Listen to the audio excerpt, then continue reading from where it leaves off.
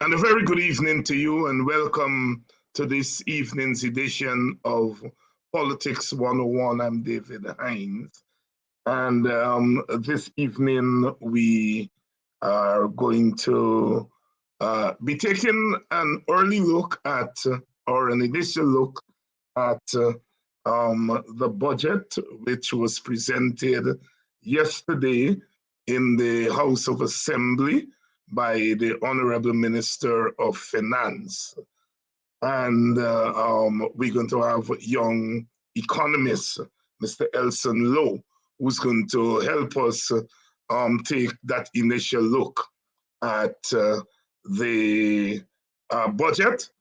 And then later on, we are going to be talking with the General Secretary of the Guyana Teachers Union, Honorable Coretta McDonald, and she is going to talk to us about the situation in the schools, the public schools, vis-a-vis the COVID-19 development.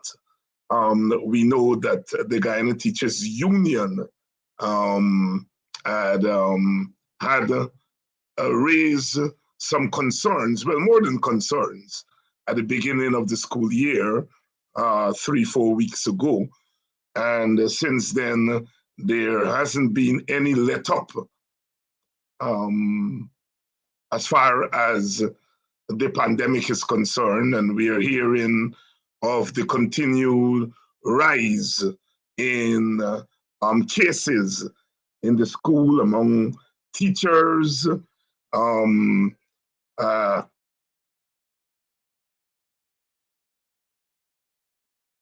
excuse me, among teachers and even among students. And we are going to be talking about that with Coretta McDonald later on. We'll start the program, of course, with an early look or an initial look at the budget, what's in the budget, and so forth. So please share the link.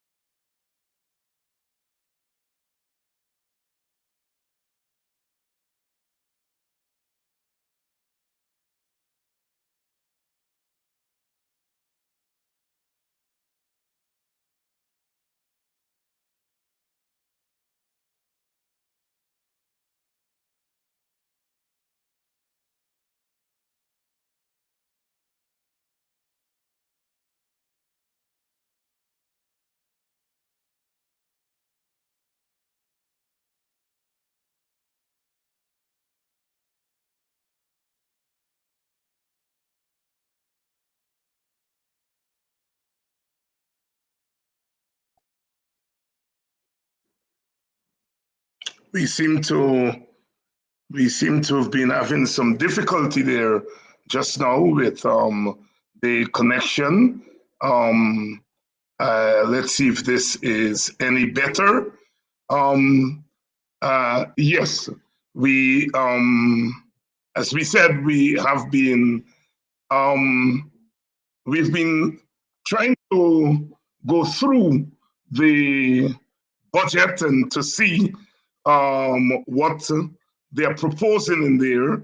Yesterday, of course, we speculated that they would not be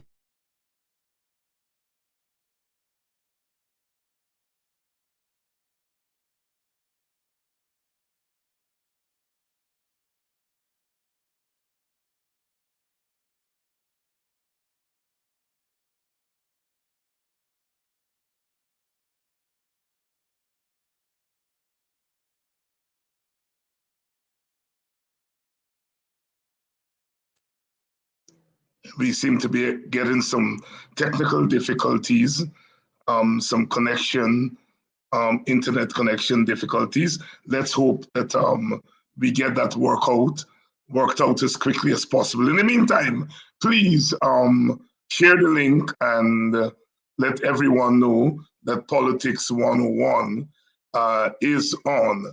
As I said, we're going to take an initial look at the budget.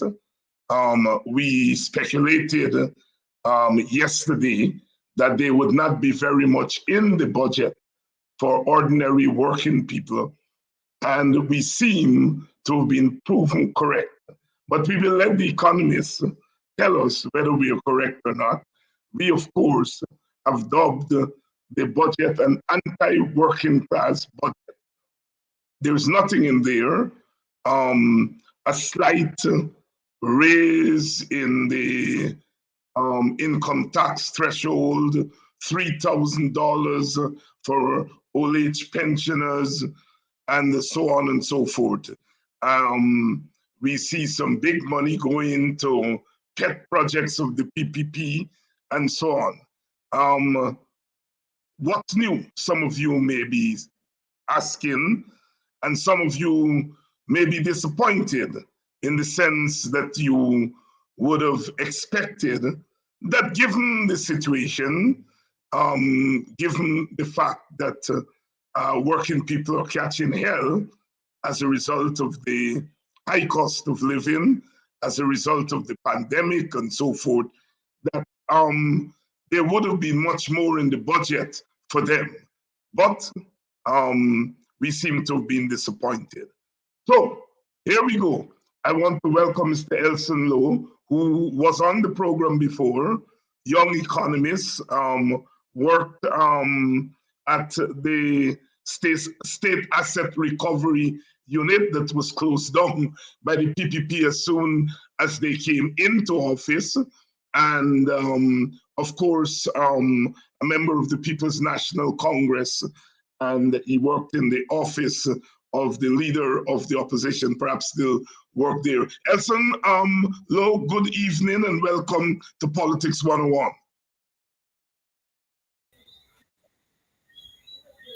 Good evening, good evening. Glad as always, always glad to be on, and glad to kind of really dive into this budget today. As you can see, I wore my red tie because I thought that might have been appropriate given what we're going to talk about today. Oh yes. So what? When you looked at the budget, I know you economists like to take time to go through very, very carefully what's there. But given the way in which news and information move today, you are called upon to make some instant reaction. Your first look, your first reading, your first listening to the budget, what is your initial reaction? Yes, absolutely. But the first thing I would say is this. The size of the budget, in terms of the leap, in terms of the size relative to last year, I think has raised some questions for economists, and I think will really raise the inflation question over the course of the year. Just to give your viewers a little bit of context, over the last 10 years or so, Guyanese budgets have expanded basically 10 to 15% annually, give or take here and there. This is an expansion of 4 to 4%. So it's triple the highest rates of expansion we would normally see. And that is concerning. And the reason that they've expanded it so quickly is that they've included all of the oil revenues. They've spent every last dollar or they intend to spend every last dollar of what is in the natural resources fund, which as far as saving for future generations raises some questions. But that aside, we're now looking at a very large budget. Okay, let's say that we intend to spend substantial funds. The question then becomes, what are our spending priorities? How is the budget structured so that we can get a sense of what the national development priorities are, what the near-term priorities are? And I think the further that you poke into the budget, the more concerning it gets. So we're starting off from a position where the budget is incredibly large, and as a result, it may force prices up over the course of the year. And then when you look at the individual things within the budget, there are several that raise some serious issues, and we can go into them and chat a bit. But one of the things that there's a couple things that pop out. One is the tax threshold. That is not an appropriate change in the tax threshold. I'd also say that the funding for the University of Guyana, the very limited funding, that is also a serious issue of concern. I think you're seeing again funds for Gaisuko. And one of the things I think your viewers need to keep in mind is that Gaisuko has cut its production target by about 32%, so about a third. Now, the question then is Gaisuko going to let go of a third of its staff or cut its salaries by a third since they're producing a third less sugar? But you're seeing again funds in the budget for Gaisuko that are substantial funds. So those are a few areas that jump out initially, but there are a couple other things like the monies that are put aside for small businesses that are not substantial. And one of the things I want to do tonight is to just draw a bit of a contrast between what the PNC has put out recently and the AFC as well, some of their ideas, and what we're seeing in this budget, to give viewers a sense, of where these different priorities lie and what the real differences between the two sides are. Thank you for those introductory remarks. Let me ask you another general question. Is it correct to say that to characterize this budget as an anti-working class budget? Am I out of order in making that sweeping characterization? No, I completely agree with you, and I'll be specific as to why.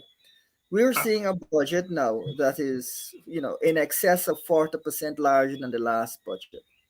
You know, when we're looking at the income tax threshold as an example, that is a very small change in the threshold. Basically, the smallest change that they could have put out, essentially that they could have put out, will result in only $2,800. $2,800 a month of additional income. For those in the at the lowest levels of the income bracket, working people who are at the lowest levels. And so that is a minuscule amount given that the budget is larger. Now there's a difference between, a budget that is small and, these types of small movements, and a budget that is large and these types of small movements. What it means is that these things have been deprioritized. There's less focus on, putting direct income into the hands of those at the lower end of the scale, and that is indeed concerning. What the budget instead emphasizes is a lot of tax exemptions and so on for things like transportation and so on, with the intention of bringing down costs that way. However, some of those policies were put forward last year, and those policies were not particularly effective at bringing down prices, as we saw persistent, very high inflation. So it's kind of a more of the same trickle down economics type of approach, which in this particular context, I think is wholly inappropriate. And one of the things I also want your viewers to kind of get a sense of is this. A lot of this inflation we hear, it's coming from the COVID pandemic. There's nothing they can do about it. This is in many ways false. A lot of the inflation that you're seeing is because of the effect of the oil and gas industry on the broader economy. And as a result, there's a lot of targeted things that need to be done in order to combat the inflation. A more specific example is when you look at what's going on with fish, where fish, people are complaining the price of fish has doubled. Fishermen are saying that they have not been able to catch in the usual areas that they would, so their yields are much lower. They cannot catching as many fish. So if you don't have any supply, the price has to go up. That's the way that economics would indicate it. And as a result, we're going to see high prices for fish persist unless those core issues are addressed. And that's something that the PVP has been very unwilling to address, because I suppose they don't want to engage in pressing Exxon to create an accommodation for the fisher folk. So, I see, I think, in excess of $700 million for fishing and so on in the budget. However, that to me does not address the core cause, the core issue behind why the prices are higher. And as a result of that, I asked myself, what is the purpose of this $700 million when this is a very fixable problem that you've chosen to ignore? What I'm hearing from you, and you can correct me here, what I seem to be hearing from you is that look, the government gives the impression that it has tackled some of the issues that would be of interest and benefit to the ordinary people, the working people of the country. But basically scratches the surface rather than dealing in a fundamental way and really dealing with the issue in a way that would benefit the people. Am I correct in that Yes, conclusion? I 100% agree. And I think the real contrast between, the opposition parties and the PPP right now is the idea that you can combat this inflation purely by trying to work with businesses and give them tax breaks and incentives, rather than a focus on ensuring that on the bottom rungs we have more resources going there. And I think that's where there's fundamental disagreement. I think that's where the PvP is fundamentally wrong. And what I would like to point out is that we as economists know that the people who suffer the most when prices are going higher and higher are poor people who can't find other ways to raise income to keep up with the price increases. And so, unfortunately, I am expecting high inflation. I've spoken with other economists who are expecting prices to keep going up, and it's going to be really difficult for those at the bottom.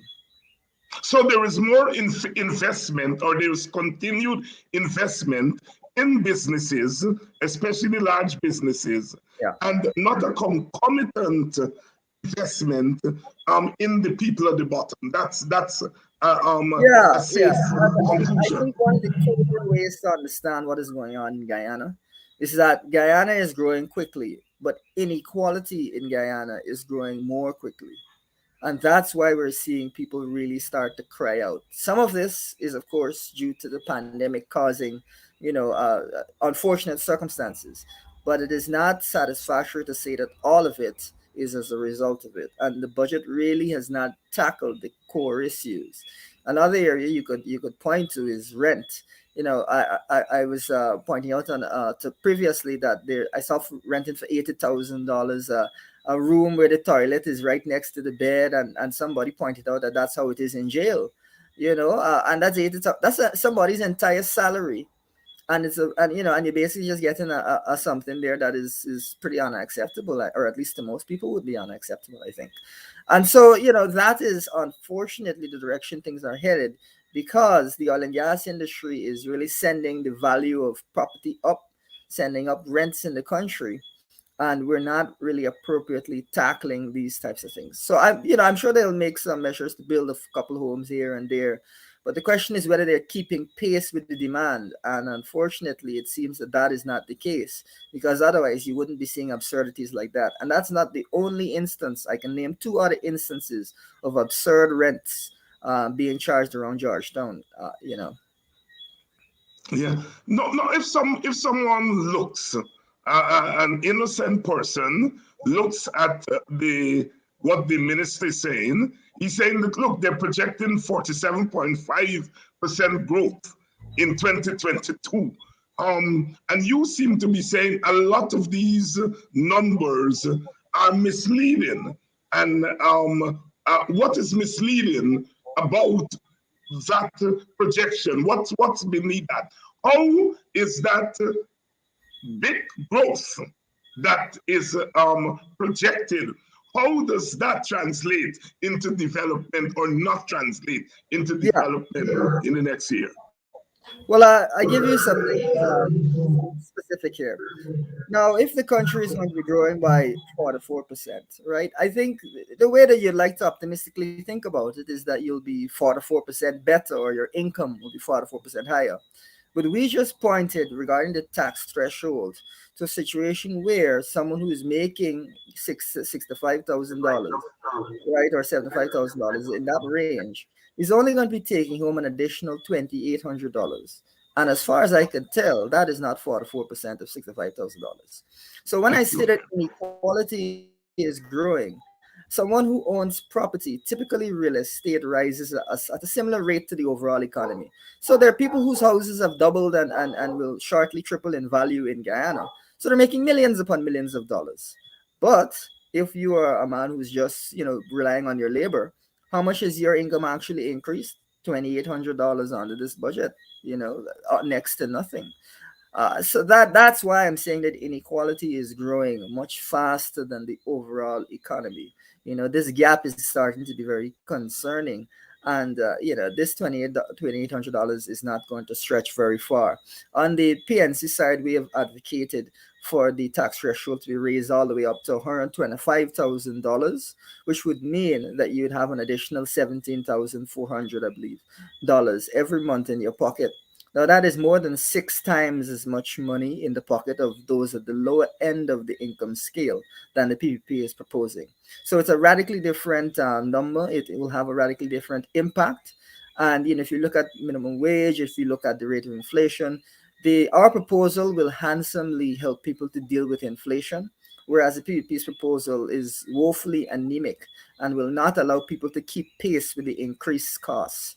It is definitely a budget that is leaving people at the lower end of the scale in terms of income behind. And it's very uncaring in that regard, because ultimately, when we all heard that we were going to get oil, the belief is that we're all going to be doing better. It is not acceptable that some people are doing better and the most vulnerable people are the ones who are being left behind. Let me press you on that, because they're raising it to 75,000, right? And your proposal says 125,000. The question one would ask, how, what would you rearrange, or what would you do differently in the budget to Mhm. accommodate the raise of the threshold to Sure. $125,000? Well, I'll give you something specific. It's been indicated that about $6 billion is the cost or the foregone revenue of some of the tax measures regarding freight and transport into the country for things to be imported. Now, we've not seen prices in the market fall, despite the fact that we've got this incentive. Last year, this incentive was in place that was supposed Right. to facilitate this lowering of prices. We had roaring inflation throughout the year. We may have had one or two items that were stable or down a little bit, like clothing, but overall, it was very difficult. Now, that $6 billion, that's a big chunk of money. Right now, it's 1.3 billion is the cost, the foregone revenue of them raising this threshold from 65 to 75,000. Now, what we're seeing is you raise it up to $125,000, and we're saying this $6 billion that you're not collecting, collect the $6 billion, right, and reallocate that towards raising the threshold, right? That is a substantial amount of money that has not really shown the impact that you were looking for, or at least that you indicated that you were looking for. And as a result of that, it would be better allocated towards those at the lower end of the income scale. And so that's one of the key ways that we're looking at these issues. One of the other things that's been brought up by the PNC is something that I've advocated for a while, and I'm glad that we're hearing it now, is that the earned income tax credit should be introduced. That would cost, to start off, about 700 million, but you would expand it. That would allow people who are working, who are just above minimum wage or just in the lower end of the scale, to benefit substantially, because as you work, you get a top up from the government. So you have to work, but you get an additional top up from the government to help to ensure that you're above whatever poverty line it is that we're looking at. And so those types of programs that put cash directly in the hands of people, not just a one-off, but over a substantial period of time, really help you to change your overall income posture. Those are the ones that we are advocating. And it's something subtle is also missing in this discussion, which is that when you get a cash grant, that's something you can use today, and it's done. When you have something that is monthly, that is consistent, That means that you can borrow. That means you might be able to get a car or get a house or save or invest.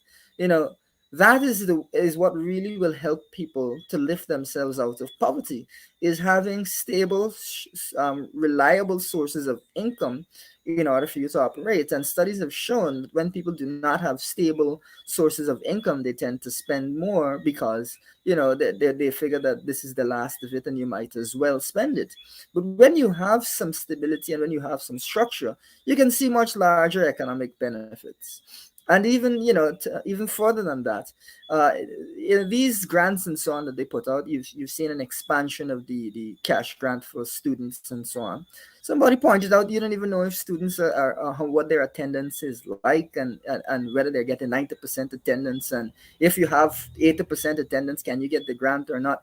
You know, we're not rigorous in those areas, and I have never heard of anybody not receiving a grant because their child is attending at below a certain level. It's pretty much unheard of. That is the type of structure that is poor.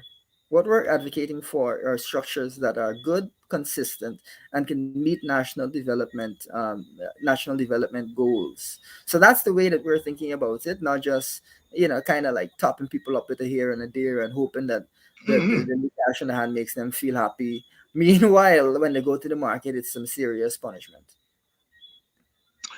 So what I'm hearing from you, Elson, is that there is a difference between throwing things here and there to make people feel good, and to make a newspaper headline or a news headline for the night, rather than really sitting down, saying, here is where the country is, these are the challenges the country have, and you have what I call historical challenges, and you have immediate challenges.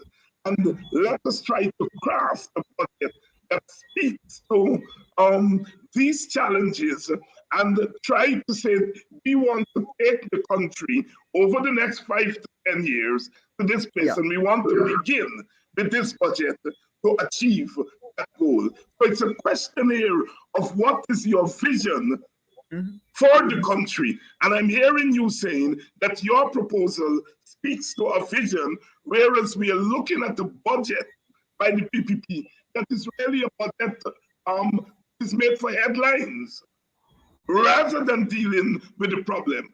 $3,000 rise for old age pensioners. Talk about that.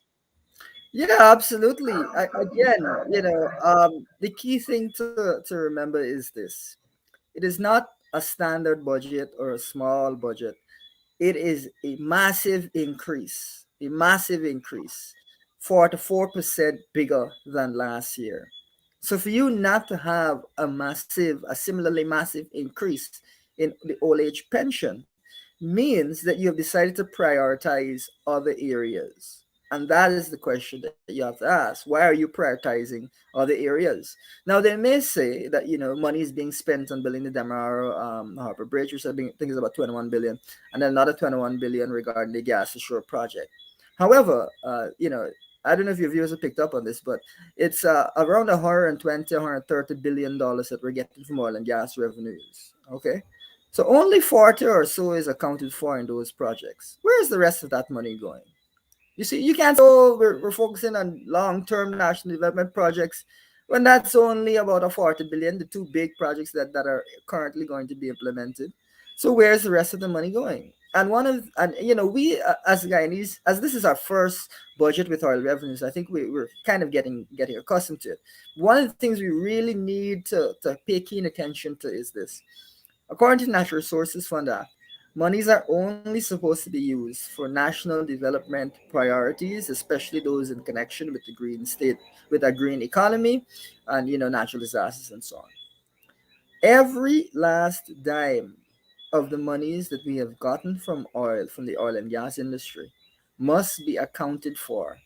We have to know where every last dime went, what it was spent on, and what it was spent on has to be on a national development priority. We have to be specific about that. And I can tell you that that is something that will be focused on by several MPs. They'll be asking those types of difficult questions. Because what may happen is you have the budget kind of go into the oil money is going to a black hole, and we don't really know what has happened and so on. These types of initiatives, $3,000 for the pensioners, a slight increase in the tax threshold, these things could have been done without oil. They're not some Hmm. large scale improvements. They could have been done without oil. So the question is what you did with the oil money. Put it plain and simple. What you did with the oil money. What are your actual plans for the oil money? These small things here and there, the top up there and there, these things are not substantial. This is normal. Where is the oil money? And that is what we must pay keen attention to, because otherwise you'll be surprised how quickly that money will be gone. Hmm. $20.8 billion for the gas to shore pipeline. Is that a good investment? Well, what I would say is really concerned about this gas to shore project is this. This project keeps changing. Every 2 mornings, something else is changed. The cost is higher. The location is changed. It's very concerning. And as a result, it really does remind one of what went on with Amalia, where every 2 mornings the cost was getting higher and higher, and things were getting out of hand, and there was delays. Some people may say, "Oh, there haven't been delays with the Gas Ashore project." The Gas Ashore project is, I think, almost 2 years delayed. They've pushed back when that project is supposed to be completed. Why? That's the question. Is it mismanagement? What has been going on? And so Guyanese need to ask, why is it that we're having this project change and be pushed back and be pushed back? Why are the costs expanding? And does this look a little bit worrisome to us? So I mean, I don't know whether it's been, well, what I would say is some of the things that we're seeing are highly problematic, such as there not being a gas utilization master plan. We have a gas to shore project. We're going to bring gas to shore, but there's no plan as to how we're going to use the gas. I mean, you can't make this stuff up. I mean, this is unbelievable. Whereas out in Trinidad, they have a very substantial plan. Very well worked out. I think it's over 700 pages and so on. And we're flying on someone's whimsy. And so that is an initial investment in the gas to shore project, one of many that I'm sure will come. But the project itself raises some serious questions, and we need to ask whether or not there is mismanagement. I'm not saying there is, but I am saying there are concerning things there. And so this 20 billion, I hope that it will be used well, but I'll believe it when I see it. They continue to put a lot of money into sugar. Mhm. And we talked about this, we've talked about this. The coalition government, when it was in office, attempted to make the sugar industry self-sufficient, right-sizing it, tried to make it not a drain on the rest of the economy, and tried to, in a sense, make it profitable. We have seen, I would argue, a reversal of that. And the big allocation in this budget, I think, is a reflection of that reversal. Comment on that, please. Yes, absolutely. I think, again, this is about national priorities. And one of the things that I want to climb into here is, so this is $6 billion for Gaisuko. This is a Gaisuko that just said that it's going to reduce its production by almost a third. I don't understand how you're still giving monies when Gaisuko said it's going to reduce its production so substantially. One would think that would mean that Gaisuko will now be at an appropriate size and can fend for itself. That's the first thing. The second thing is, as I mentioned earlier, if you're reducing your production by a third, are you going to be reducing your staff by a third? Or does that mean that we are now going to have about a third of all of the people involved at Gaisuko there not doing anything productive? What in the world is going on? Alternatively, again, are they going to reduce salaries by a third to match the productivity, to match how much cane is being produced? I highly doubt that. So that means that Gaisuko will be, it's the same funds, but it's much less productive than it really should have been. That's one half of it. The other half of it, though, is when you look at the University of Guyana, it costs around $4 billion to make the University of Guyana free on an annual basis. This is $6 billion that's gone to Gaisuko. The University of Guyana received, in this budget, a little over three. I think it's 3.5 billion. It received in the Mhm. previous budget 3.3 billion. Now, the previous budget was 44%. This budget is 44% larger than the previous budget. right? Doesn't that mean that we should anticipate that the funds going to the University of Guyana should be 4 to 4% larger, right? Not Yes, at some least paltry, at a minimum. at a minimum, right? Not almost the same number. And so what has happened is that in terms of what our nation spends on the University of Guyana, that has fallen by in excess of 25% what we actually spend on university education as a portion of our national budget. The University of Guyana has been deprioritized. It is not a priority. It has been put on the back seat. And so the budget is much bigger, but the spending there is not much bigger in any way, shape, or form. We should have seen at least $4 or $5 billion to the University of Guyana this in this particular budget, if it was to keep pace with how it normally should keep pace, in terms of the percentage of impact. But no, this budget has had the same, almost the same amount for University of Guyana, despite being a massive budget, which is far, far larger than the previous budget. So this is Else, incredibly yes, go concerning. ahead. I, Yes, I was saying it's Elson, incredibly go concerning. ahead. Yes, yes, yes. Something jumped out at me at this in this budget. 47.9 billion, almost 48 billion for public safety. And I'll tell you why I want to zero in on public safety. As you would remember, last year we learned of these hidden security mechanisms that have been put in place, this regional security system and so forth. And the government couldn't give us very much information about where these things are located, what they're meant for, etc., etc. Now we have almost $50 billion for public safety. Are we to be concerned that this big sum and a lot of this money could be going into those secret security agencies? Well, there's more than one way to cut crime. And one of the ways to do that is to reduce poverty, of course. The other Right. thing I would say is that last year we saw Guyana go into the top 10 in the world for crime, which was, we should never be, it would never be acceptable in any country to be in the top 10 in the world for crime. It was utterly ridiculous. So that's something that we saw last year pop up. And now we're seeing spending, but is this going to be spending that's actually going to improve the situation? Are we going to have better training and better law enforcement and more policemen? That's not clear to me. So I'm waiting to see whether this will have any impact. On the other hand, Mhm.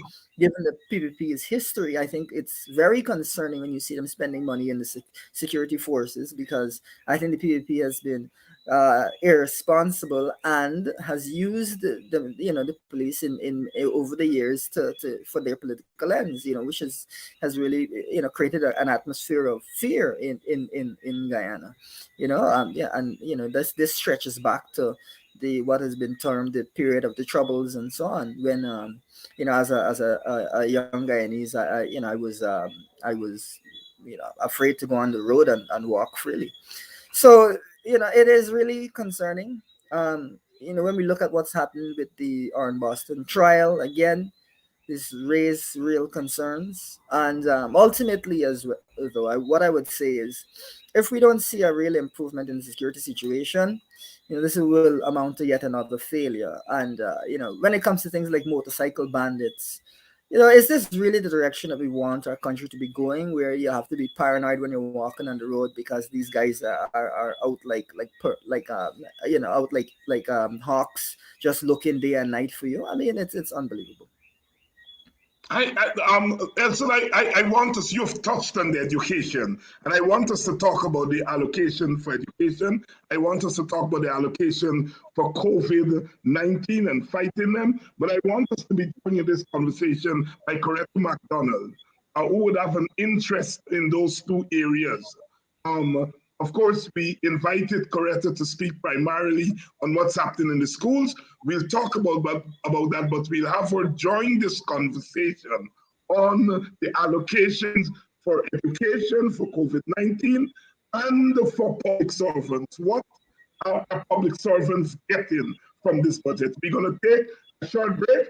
And when we come back, Coretta McDonald is going to join the conversation.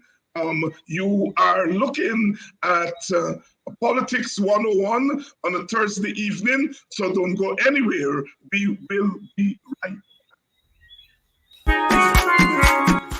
Please help keep Politics 101 on social media and broadcast television. If you are in North America, please donate via Cash App or PayPal.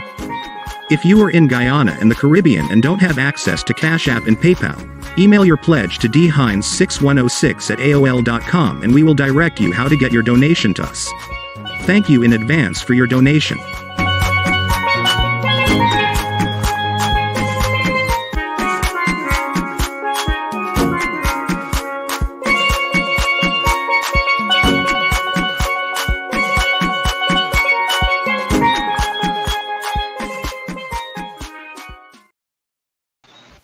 Welcome back, and I want to welcome the Honorable Coretta McDonald.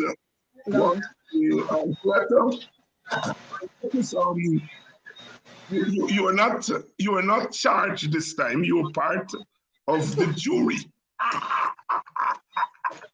You're on that committee that's there to try your colleagues who behaved badly according to the PPP.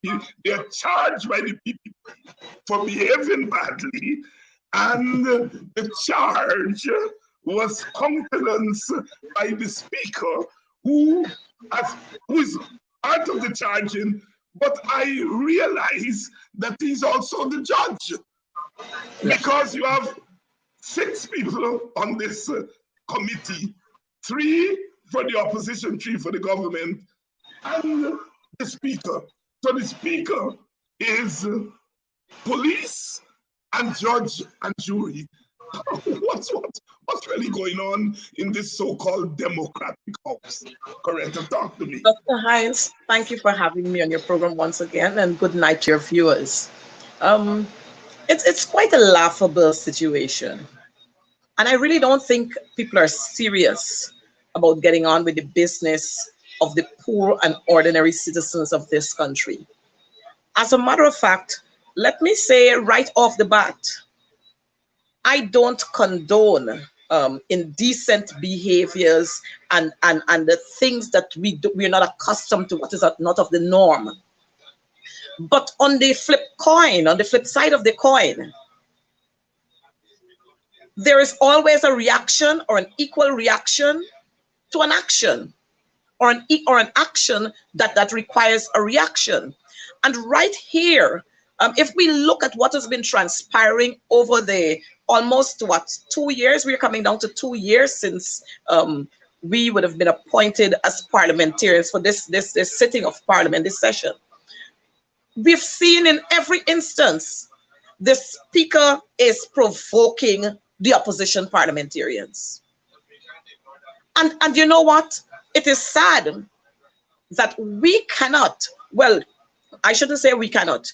We can launch our complaints. We've been launching complaints. We've been writing, and we've been trying to upbraid the speaker on his attitude and the manner with which he treats the opposition. But you know what? We can't try the speaker, because the speaker is the person who's sitting on that committee as Lord, God, judge, police, thief, doctor, nurse, everything all in one.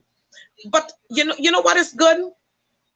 It is good that we had the cameras, all of the cameras there, and the cameras showed not only the reaction of the opposition members, but it also showed the reaction of the government ministers who were sitting in parliament as well.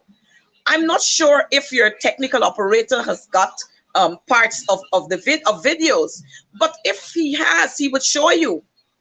We see a minister sitting right on that, let me call it the podium for the want of a better word, right on the podium where the mace is supposed to be. We saw a government minister was sitting there. We saw other government ministers. Well, you see what we're seeing there? So yes. The thing is, if you're going to want to penalize, then you should be penalizing all and sundry including yourself, because you're the one who provoked this. Mind you, all the opposition members were asking for in the person of the chief whip is that we defer this motion for a little more consultation. That is all we were asking for, because we recognize that even citizens across this country, the private sector, they were also saying we were not consulted enough on this motion. We were not consulted enough, and we don't want this thing to go through without us having our bit in. But for whatever reason, the government side, which would have been aided by this speaker, they wanted this motion to go through come hell or high water. And so we had that where the speaker decided that he was not going to listen. And if you see what was happening there, the chief whip was on the floor trying to continue to speak to to lay over his point to the speaker, and the speaker completely ignored him, and he gave way to the minister with responsibility for finance for him to continue. And that in itself is what provoked the entire uproar that we saw on December 29th. But again, here is it. The 8 members of the opposition were identified for to face the Privileges Committee. 8 members. We are saying that our members were fighting for a just cause, and all of us were there participating in whatever was happening. And so we are trying to find out, why is it that you only selected 8 of our members? Why is it that you only did that? We had other members who were standing here or standing there. As a matter of fact, some of our members, no reason was given yesterday for them being Monday. No reason was given for them being placed in front of the Privileges Committee. And so we're trying to find out, what is this? As a matter of fact, let me highlight very quickly. MP Natasha Singh Lewis, no reason was given for her having to face the Privileges Committee. And so we are of the opinion that because Natasha Singh Lewis, 1, she's of Indian descent, 2, she is a Muslim woman sitting there in the parliament championing the cause of poor people, we're wondering whether this is a form of silencing her. This is a way to silence her.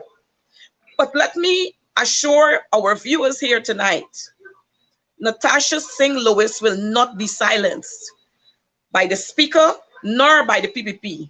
What you have done is to make make all of us even stronger. But let me go into the whole action of the Privileges Committee. I am no longer sitting on that committee as a member, because I would have given way to one of my senior colleagues who's an attorney. So he is going to be sitting there on that committee. But what is going to happen there is that charges will have to be read. And those charges, the persons who are going to be facing the committee, they're going to have to decide whether they are accepting the charges or they're not accepting the charges. And either way, they are going to be providing their evidence to support their claims. So it's not a rollover process or an overnight process. It is a process that will take some time. And every single member who is being placed in front of the Privileges Committee, they will have to be viewed separately or dealt with separately. So if people think that they're going to roll us over one sitting and finish, then that's not going to happen. Every single member of parliament would be given his or her chance or time, an allotted time, to do what they have to do, and then you deal with the others. Okay. I am not in the business of giving advice. I have never sat in parliament for good reason, but I do hope that whoever is strategizing for the opposition side will not go before a kangaroo court and dignify it. I say no more. I hear you. If you're going before that court, do not dignify it. But let's move to the schools. It's been almost 4 weeks since schools have reopened. Your union, you've been very proactive. You've been trying to get the government to listen to you, trying to get the government to take cognizance of the rise in COVID-19 cases in the schools, and they've been adamant that they will have it their way. Please bring us up to date on where things are now for almost 4 weeks, because it's almost 4 weeks since school started. Well, Dr. Hines, let me tell you what. Right now, the shame and pride got them where they are right now, and that's why they can't pull back on that decision to close the schools. But while they are not closing the schools are being closed. I can tell you that. Even if it's for 2 days, 1 day, 5 days, 14 days, the schools are being closed. Because you know what? When you have a school, one school, and we're only talking here about one class, with one class that has 18 pupils infected with COVID, and this is not hearsay. This is what the parents would have sent to the teachers via technology WhatsApp to say, Miss, my child would not be coming to school because, look, he is tested positive for COVID. She is tested positive for COVID. And this is only one class in a school that has over 600 pupils. So you can imagine there, the Ministry of Education, like everything else, we know how the PPP operates. And the PPP always want to go out there, even though they know that the water is right under their necks, they want to go out there to prove a point. And that's what the Minister of Education is trying to do. She wants to prove a point at the detriment, or to the detriment of our children and their families, and by extension, the communities from which they came, or the communities from which they come. But that's not of importance to her. What we have found, GTU, because we have done, we've put together a Google Sheet, and the reports we have been getting so far. Last week, we had over 465 teachers infected with COVID. And this, what I'm saying, is just a 1 week. And it's not the entire country. It's just about 5 regions. That information we've gotten. Our students and pupils, 364 or somewhere there, students who have contracted COVID. And these are just the authentic reports that we would have received. And there are many others. For this week alone, we have seen several schools across this country, in regions 4, in regions 2, in regions 1, in regions 8, and it's wild all over. In Georgetown, in regions 10, in region 6, every single region in this school, teachers are coming down with COVID. One of the sad part of it is that in region 1, in the Mabruma Township area, we saw there just last week a teacher, Miss Sanita Solomon. Her test on Wednesday proved that she was COVID positive. I guess she was not feeling well. And this is one of the dangers, and this is one of the heartless behavior of this administration and some of the persons who they have carrying out their mandates. I figure she wasn't feeling well, but you know what? She was forced to continue to attend school until Wednesday. She got her report, her results saying that she's positive. That teacher was also diabetic. All she was told by the Ministry of Health in that area was to go home and isolate. It's sad, but on Friday of last week, between Wednesday and by Friday of last week, she was a dead woman. Lord. That teacher is a dead woman. So here is it. A family is mourning the loss of a sister, a daughter, a mother, a wife, a community worker, a teacher. You know, and people are still not taking heed. And this is not the first teacher. This is just one among the many teachers that we have lost so far to COVID. I don't know what is the difficulty. Well, I shouldn't say I don't know what the difficulty is. Right. The thing is the pride. But you know what? I blame our parents, Because if our parents don't see the importance of having your children being safe and you want to send them out to school, then you're going to have to face the consequences of your actions. We have said to the Ministry of Education, just before the reopening of schools, we said to them, let's not reopen schools on the 3rd of January, simply because we are coming right out of the festive season where families would have been here, there, all over the place. Let's reopen schools on the 10th of January, where we are going to have a 1-week gap. And in that 1 week, all our signs and symptoms and everything, they're going to pop up. So by the time they get to the 10th, we know that persons would have already gone and have their tests done. And those who have to remain at home will remain at home. And the so-called safe ones will come out to schools. We also said that we needed to ensure that our schools are safe. We ask about spraying of these schools, which is the sanitizing of these schools. We saw, I'm sure you would have seen this. The first day of schools, we had garbage, heaps of garbage in front of schools, tall grass in schools, in front of the schools, in the school compound, which was saying to us, and that is why we asked, the GTU asked, that schools not be reopened on the 3rd, because we knew that schools weren't ready. And coming in the face of that long period that we had schools out for the entire population, now that we were bringing them in, we needed to ensure that we had adequate numbers of furniture, we had adequate spacing, and we had a very, very complex plan with regards to how we are going to operate in school, whether we are going to have a shift system, whether we are going to do a rotation system, or whether we were still going to have a certain section of the school remain at home and we continue to work with our exam classes. But like I said, the Ministry of Education, they got a point to prove. And like Sherrod would say, things tight and money's got to make, which is sad.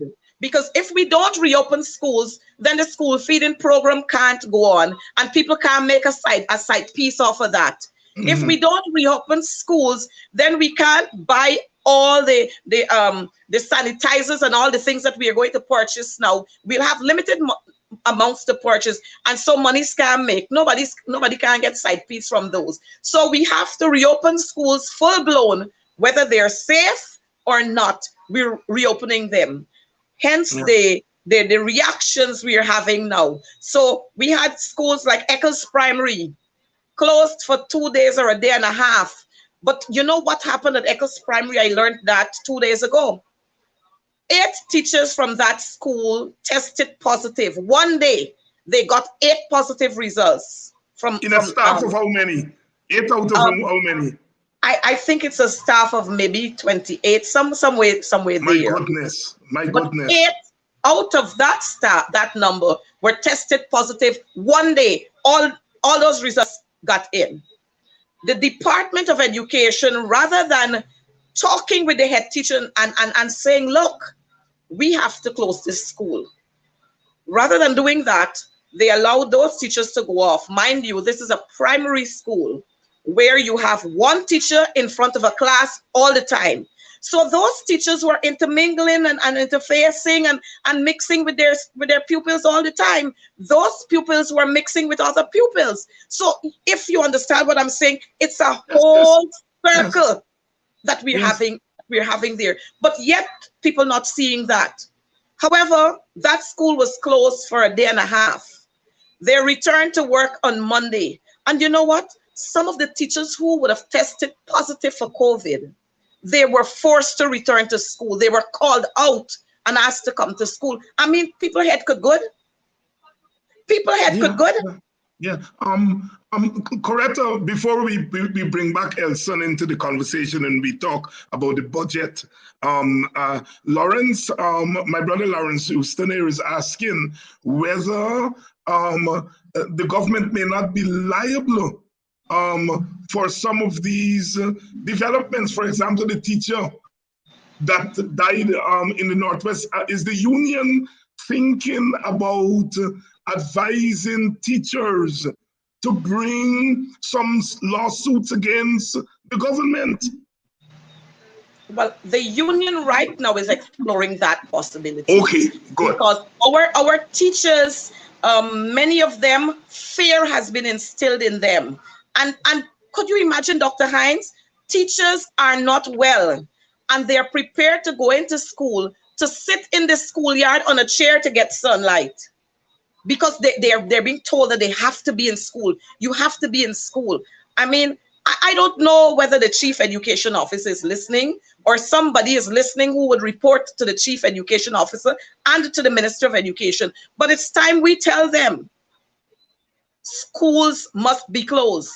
Just a couple of 2 Mondays ago, I think it was, the GTU called for an isolation day, isolation Monday. We had a 64% support for that day. But you know what? Many of the teachers who were in school on that day, many of them are now biting their fingernails, and they're saying, you know, I should have heeded the call of my union, because if I had done that, we would not have been in the position that we're in now, where we have to be interfacing with pupils, children coming to school with fever, with cold. They're in the classroom bending their heads, they can't, and teachers have to attend to them. Teachers are in school. Teachers are out of school, and we still feel that the schools should be reopened. However, the GTU would have issued another call for the Ministry of Education to close all schools for a 14 days period to ensure that schools are properly sanitized. We're happy, though, that coming out of the highlights that we've been making with all that is happening, we've noticed that schools have been given adequate, well, not adequate, but additional furnishing would have been sent to schools. And let me say this, while it is not a doing on the part of the government, it is your obligation to ensure that schools are fully furnished. We are happy that this is happening. But I want to say, some of the schools that we noticed furnishing would have been sent to, so that we can have children sitting one on a bench. I want to say, don't let the ministry camouflage us and do that, because I noticed quite a lot of the schools along Wolford Avenue, they have been attended to. And I know for sure that is happening because the GTU's headquarters is in Wolford Avenue. So they know that it's sometimes a walk across and just a little drive up the road where we can stop by at some of those schools. Let's do this across this country. Let's allow people to be treated equally across this country. And this has been a big cry over the years. Let's do this for our people, because when you stand there as Minister of Education and you stand there as Minister of Finance, you talk about all these monies and what you're doing for Guyanese people. So we must see that in action. I recall just last evening, my colleague from Mabaruma, the Honorable Ronald Cox, he was saying the same thing when we saw the minister posting textbooks, how many textbooks children are going to be getting, and tablets. He was making the same cry that we don't want to hear you talk this, but we want to see it happening in every single region. On the coastland, we want to see this happening because we know this is close, so you're going to do it. But in the hinterlands, we want to see the same thing happening there. So we must not talk, but it must be equity across the board. Across the board. Thank you, Coretta, for that report. Let me bring in Elson. I assume, yes, Elson is still here. Elson, let's go on to the budgetary allocation for education. And both you and Coretta, you as an economist, Coretta as an educator, must have an interest in this. It's $74.4 billion out of a budget of $592 billion. We're talking about education, which anybody who knows anything about national development will tell you education is at the center, is at the core of any national developmental strategy. All right. Now here we have a budget of $592 billion, and just about 12 or 13% of that budget is allocated to education. We've been talking about priorities before, Elson. Uh, you told us that the budget has increased by 44%. I don't have last year's budget allocation for education before me, but have we seen a concomitant increase in budgetary allocation for education in this budget? Well, one of the things I think is important to note here is I think the PPP is really struggling when it comes to education in this country, because we're going to see we're going to see many more oil and gas sector jobs be produced and be available to citizens. As I personally believe that this is not the last time that Exxon will find oil, and you have other oil companies as well. So we anticipate that there'll be a substantial increase in the overall size of the industry. I think Exxon is looking at as many as 11 or 12 FPSOs, which is what produces the oil. And they've got, I think, 27 finds or something to that effect, which is a huge number of oil finds. So we have not seen a real pivot towards ensuring that we have a robust education system that will allow people to get access to these high paying jobs.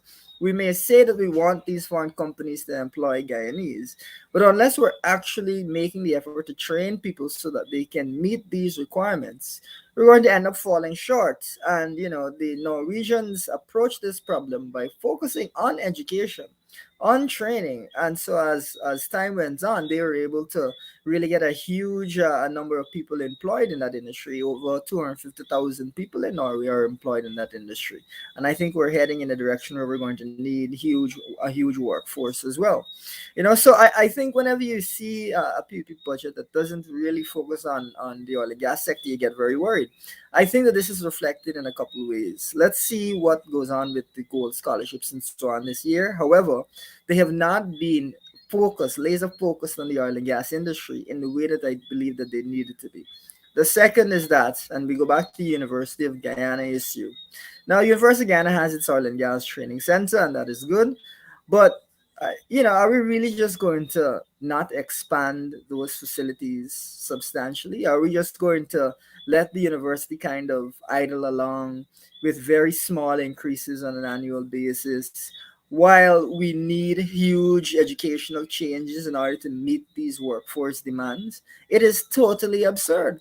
It is not just that the University of Ghana needs to keep pace with its usual share of the national budget.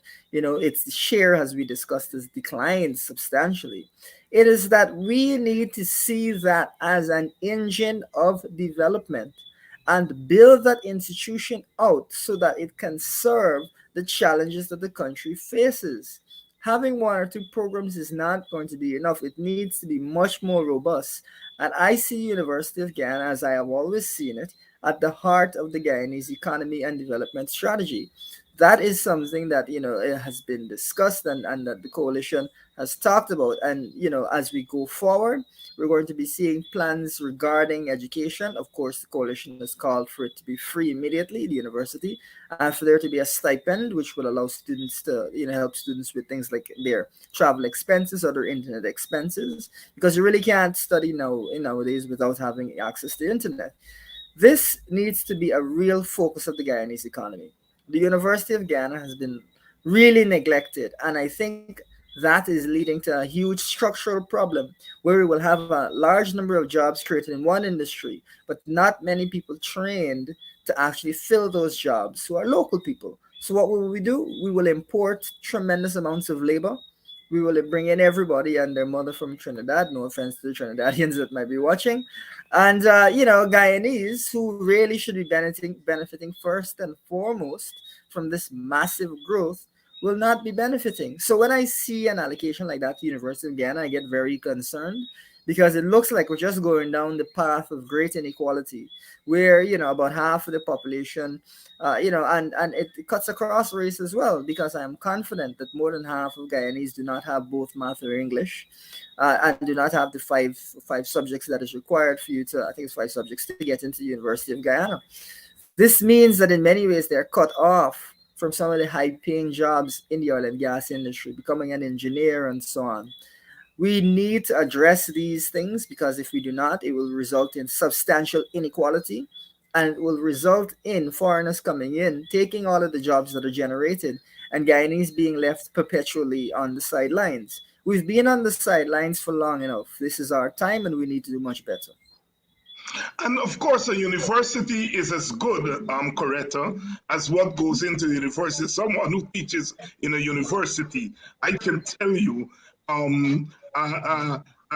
what we see in the universities is often a reflection of what comes out of the high school and primary school system. So even as we talk about what is allocated to the university, Coretta, what is allocated to education at the lower levels, because that's the nursery to feed into the university, to feed into the workforce. And so therefore, when you look at the allocation of, I would say, a mere $75 billion in a budget of 600 billion, I would say that it is inadequate. What do you think? Dr. Hines, and I would want to join with Elson in saying it is worrying. Sometimes you have to tap your ear yourselves to make sure that what you're hearing and what you're seeing, that it's real. This is saying to us that education definitely is not priority for this government. Yes, it's not. And if you notice what is happening, look at what has been allocated to the University of Guyana. Look at what has been allocated to the sugar industry. Yeah. Now we're talking here, the University of Guyana is the university that we want to churn out our best minds, young best minds, so that they can be pushed to that level to take over the country after you and I would have signed off. But if we're not putting that kind of emphasis there, then you understand what is happening. But let me go on the flip side of the coin. We're not paying attention to our local university, but we are doling out millions upon hundreds of millions of dollars to universities outside of Guyana. You notice? Yeah. Now, yeah. Any proper government, any government that is worth their salt would want to build on what they have, not to build what people got somewhere outside that you got no claims to. But we, in the form of this gold scholarship program, you look and see the amount of scholarships that are being offered to the University of Guyana, which would bring some monies to them, as against the monies that are given to universities all across the place, all over the place. And it's sad. Now, when we go to what is happening at the lower levels, we recognize that this government is a government that believes in balancing. This government, that's what they believe in, balancing themselves around. And so the Minister of Education is proud to be shooting up on her Facebook page, oh, $30,000 to school children because we care. Oh, they're giving this to school feeding program because we care. Oh, they're giving that to textbooks because we care. And when it boils down, you would see the monies that they're allocating to printing of textbooks or purchasing textbooks. I had to say it last night. I hope every child would have a textbook for every subject to take home, not the school set. Don't tell us about you're giving so many textbooks, because in actual fact, these textbooks are what you're going to be given to schools across the country, which they'll use in the schools. We don't want to see that. We want to see every child being given a textbook for each subject that they can take home with them, so they can do their own revision at home, so they can do exercises 1 and 2 when the teacher gives the homework. Not that the child would have to copy from what is in when he or she is in class. And so this is the big glorification and the big mama guying for Priya Manik Chand. Oh, we're giving 30,000 now to children because we care. The grant to children. I said it before when the $19,000 was being distributed. I said, rather than giving $19,000 cash to parents, when we know many of those parents, they were dismissed from their jobs. If they're facing hard times and you put cash in their hand, what do you think they're going to do with it? They're going to buy food and put on their tables. And you know, when I made those statements, the Minister of Education, her response was, we don't want to dictate for people, so we're giving the parents the money. And even if they buy a water tank, at least the child will still benefit from it. I mean, how can you rationalize that kind of response? You think somebody sensible would give that kind of response? Now, I said to her then, rather than giving the $19,000 cash, we have a pandemic not only here in Guyana, but all over. And if you look at what the other territories, let me come closer, in the Caribbean are doing, they are offering online classes. They're giving tablets and computers to their pupils and their students. I said, let's give our parents, if a parent has 5 children, present that parent with 5 tablets. Present that parent with 3 tablets because they're going to have to use it. So what we should have been doing at this time in our budget is to boost up the internet systems across communities in this country. But you know what? They're now going to buy tablets and all kind of things to give to the children, when they should have done that before. But you know, because it was said by the GTU, or because Coretta said that, so you can't follow it then, but you're following it now. They always put in the cart before the horse. Hence the confusion. Hence the confusion we're having.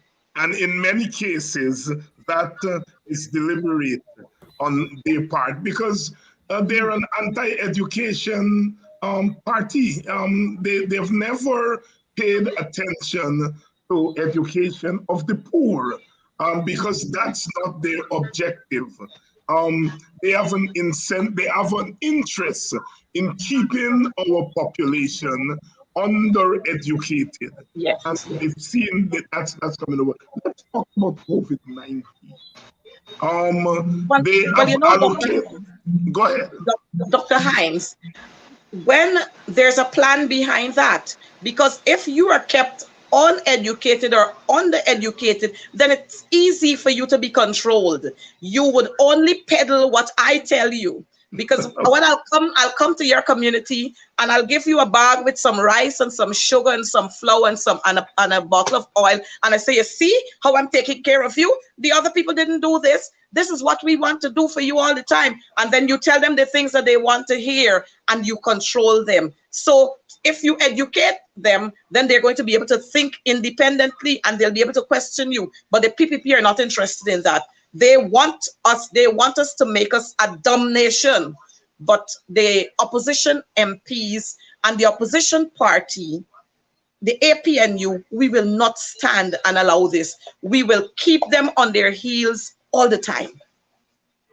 Elson, let me bring you in here on what has been allocated for COVID-19. We have certainly seen that with this new variant, that it is taking its toll on the society. Are you satisfied that the budgetary allocation is adequate to deal with this problem? Well, what I would say is, I think unfortunately the cart of kind of, the train is already kind of out of the station as it concerns the pandemic. And while they may be trying to smooth over things, I think a lot of the damage has already been done.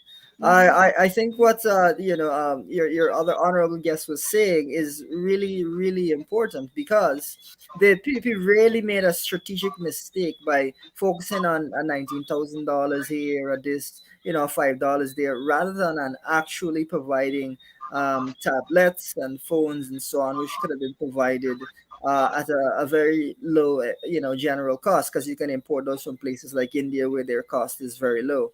That would have allowed them to have a comprehensive and sustained education program throughout the rigors of the pandemic. That is something that they never implemented effectively. They could even have gone to the GT&T to try and get internet, for free to low-income households and so on. They never really did any of those actions. And so I think they're just going to, have to own those negatives, despite efforts to turn things around. The other thing I would say is the $125,000 COVID-19 cash grant that was given was never enough. The economy really needed multiple rounds of that type of stimulus over the course of the pandemic. And what you could have done is, when the cases get out of control, as Honorable Coretta McDonald was indicating, with the teachers at least, you've seen real spikes. You pull back, you have more restrictions, you offer cash grants to help to compensate people for the additional restrictions. That allows us to manage the COVID-19 pandemic while at the same time ensuring we don't have hardship.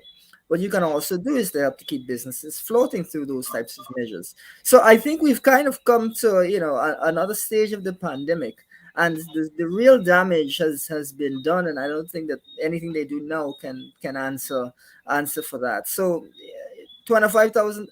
This pandemic started in 2020. It's 2022. And you mean to tell me there was one round of stimulus in this entire period of time? We've gone through, was it 3, 4, 5 variants? And there's one round of cash grant in this entire period of time. I think that I don't think they can really recover no matter how much they spend. They mismanaged the pandemic, and as a result, we faced a lot of serious consequences. Is there anything in there for public servants, Elson? And go ahead, Coretta. Anything in there for public servants? Again, this budget does not cater for the small and ordinary man.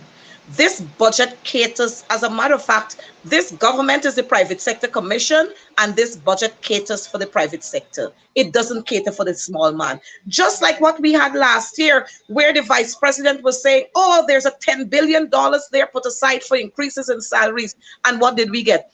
7% that was announced. But in actual fact, you got what? Maybe 4, 3.5? And by the time you collected that, the prices everywhere in the market, at the gas station, everywhere, went double and triple that. So this budget, again, it's a shame that this budget here is not catering for the small man. There is no provisions, that has no line item that we see there that caters for public servants. And I mean, public servants were there listening with eager ears last night, over that 5.5 hours period, to hear what's in there for me. It is quite disgusting, but we know this party is not a working class party. It does not support workers.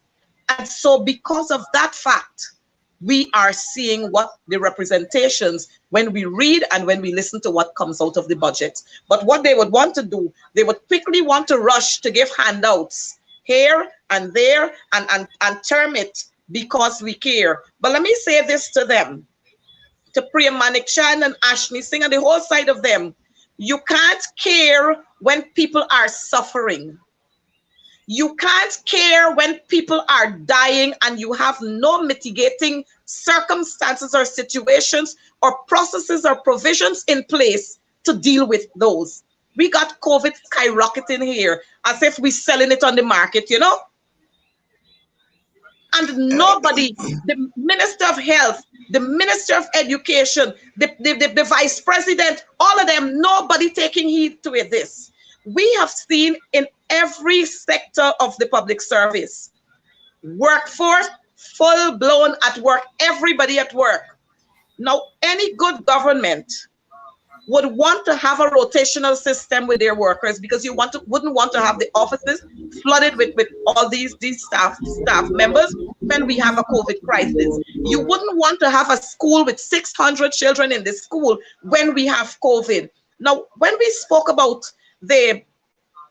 how many cleaners do we have in school to man the corridors, to spray the corridors, to wipe them, to man the toilets when the children go to the toilets, when they go in, when they come out, to spray, to do whatever. We don't have that happening in our schools. So right here we're seeing, and you notice in education's budget, we didn't see the Minister of Education, like she posting all the time. We saw nothing there being posted to say, oh, we have allotted this sum, X sum, to deal with COVID in schools, to be able to protect our children. But you're giving them $25,000 because we care. You're restarting feeding programs in some areas because we care. When they're dead, how they gonna eat it? Huh? How they eating it when they're dead? And so this is the kind of crazy people that we have to deal with. But again, the Guyanese citizens will have to make their calling. The Guyanese people will have to make their calling. And unless we make the calling right, we will continue to be faced with what we are facing here now. Elson, Coretta said something just now, that public servants were listening last night or watching on the television. I have been around long, since I was a small boy. When budget day come around, everybody listening to that part of the budget, when the finance minister would say, the salaries of workers will go up, whether it's 4%, 5%. I grew up, everybody in the village, the men would come out from the back dam early, they come out early, and they get their pocket radio or whatever, and they listen to hear about an increase. What is wrong with the budget in the 2021, 2022, with oil money, $592 billion, and wages are not privileged? Talk to me, you're an economist. What's going on? The first thing I have to say is I heard something quite interesting just now. COVID is skyrocketing like it's on the market. That's a great analogy. And that's the problem, is that prices will be skyrocketing across the country because we are going to see persistently high inflation. We're going to see these prices continue to go up, pressure on people's standard of living. People really coming under the cush, and public servants fall under that category. They will be under tremendous strain from the higher prices. So to not see substantial gains for public servants is very concerning. In contrast, the PNC has called for a 25% increase for public servants. But what I think is most important is they've called for proper consultations with the union in order to determine what it is that public servants should receive. And I think that, to me, is one of the glaring, the glaring errors that the PPP continues to make, and one of the things that really, should make all citizens really annoyed. Ultimately, it is difficult for us to assess the true needs of public servants if we don't actively engage with the unions, speak to them, and get a sense of what their lives have been like in the course of this pandemic. As a result, 25% is substantial, but maybe it's not enough. Maybe further things are required. That's why the PNC has called for consultations with the union, because we're looking to see what it is that is needed, and we're looking to actually help, not just make these types of blanket statements and these types of avoiding the issue that the PPP seems to be intent on. And so, it's really unfortunate, but I think it strikes a clear contrast with the PNC, where we're calling for 25%, but also for consultations. And I want to thank you all, because we're coming on to program time. Dr. Hines, just before you go, yes. Let me say this. Your closing statement. Yes, go ahead. This was this same government, installed or not, this was the same set of people when they were in opposition 5 years ago. They were jumping on the throats of the APNU government, saying, you must consult with the union, you must have collective bargaining, you must do this, you must do that. And what have they done in 2020? no talks with the union. In 2021, worse, not even meetings you don't want to have with the union. And in 2022, I think it's going to be even worse. They say something, but they act different. They act differently. And so we cannot continue to trust these people because we cannot take their words for granted. They are not genuine. They're only genuine to the people who they can control. But as long as they can't control you, they have a difficulty with you. And so they look to find ways to sideline you. And if you recognize what is happening now, the GTU, I think the GTU is now placed in a black book. But let me say to them, the GTU has been in existence since 1844. And the GTU has been standing there without, not 1944, I think it is. We plenty years. Anyhow, but the GTU stood there throughout the test of times.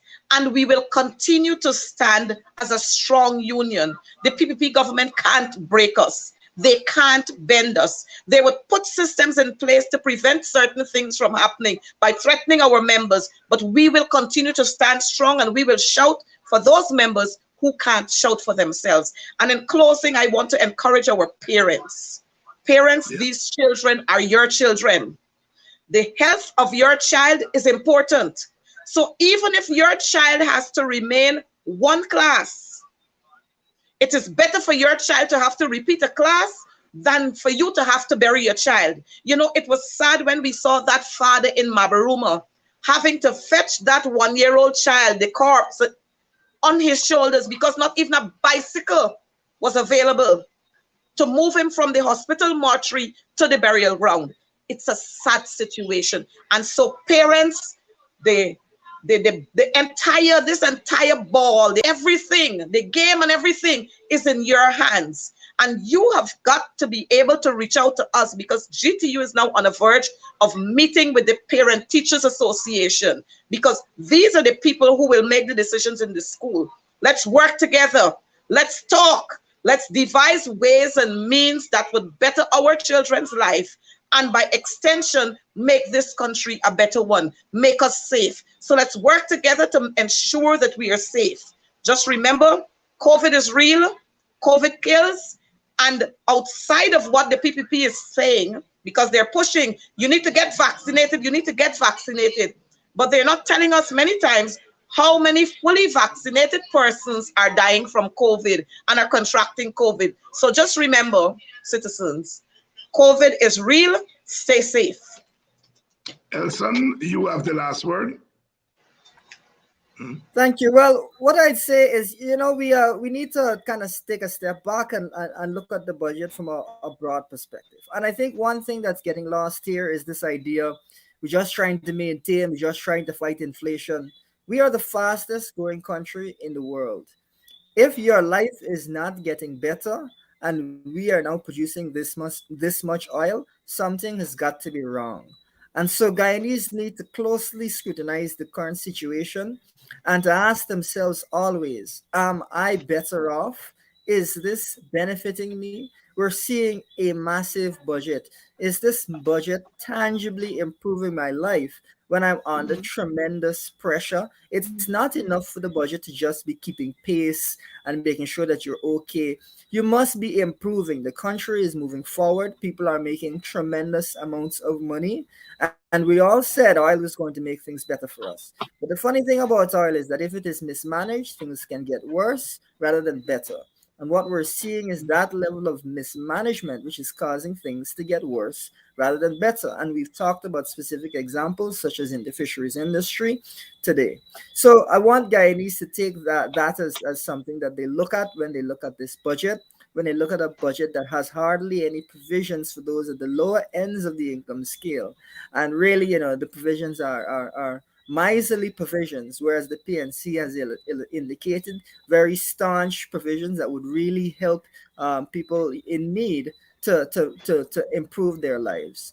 So that's what I would say. You know, we have to always ask ourselves, this is the first time we're going to have oil revenues in the budget. Are we better off than before we had oil? And the question must never be, no, we're not better off.